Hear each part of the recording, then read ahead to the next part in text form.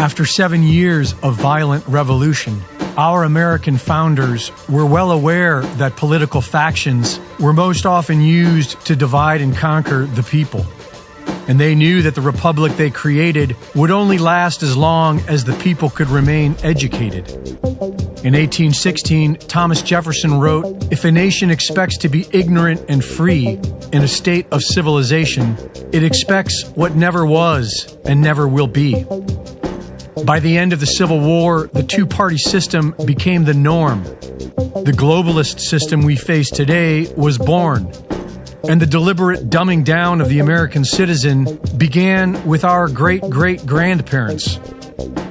In the late 1800s, the Skinner-Pavlovian method was brought into American schools by Johns Hopkins. These psychological methods allowed teachers the ability to program students' behavior in the same way that Pavlov did with dogs.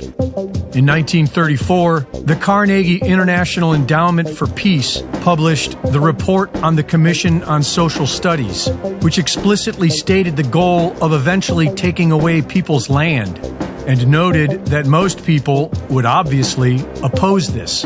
The solution was to begin using the school system to recondition the minds of children. In 1976, the bicentennial year of the Declaration of Independence, 124 congressmen signed the Declaration of Interdependence, which stated that 2 centuries ago, our forefathers brought forth a new nation. Now we must join with others to bring forth a new world order. And it pledged to give children special attention in distributing a common education to suit their goals. By the 1990s, this globalist dumbing down system was perfected, and America began exporting it worldwide in what is known as outcome-based education. Starting in 2010, Common Core began in the United States. It outlined what students were expected to know at each grade level and enforced ways to assess those standards.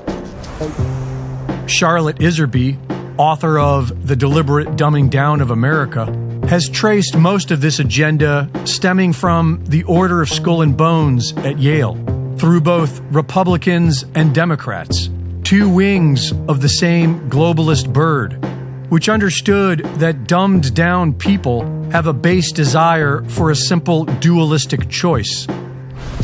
In 1953, the Rockefeller Foundation funded the Robbers Cave experiment, wherein 11-year-old boys who thought they were signing up for summer camp were organized into 2 separate tribes and were manipulated into fighting each other, which was easily accomplished by having a single resource that the 2 groups competed for. The Henry Tajfel experiments of the 1970s showed that by simply dividing people into 2 groups, they would naturally identify with their own group and discriminate against the other. The basic ego mind is constantly making preferences. No matter how dumb you are, you have an opinion about everything. And if you can keep the population dumb enough and give them 2 parties to choose from, they will innately identify with one and despise the other. This allows the globalist system the cover they need to implement unpopular policies, such as a central bank digital currency, while we, the people, ignorantly fight each other. United we stand, divided we fall, and we've been falling for it for generations. The American people have been so thoroughly dumbed down that we think freedom is the ability to choose between 2 parties working for the same control system. And we have been made so weak that we are afraid to even discuss the option of violence, which is most often the only remedy for tyranny. But if we were an enlightened people, we could simply unite together as one and just say no to the tyrants. The answer to 1984 is 1776. Reporting for InfoWars, this is Greg Reese.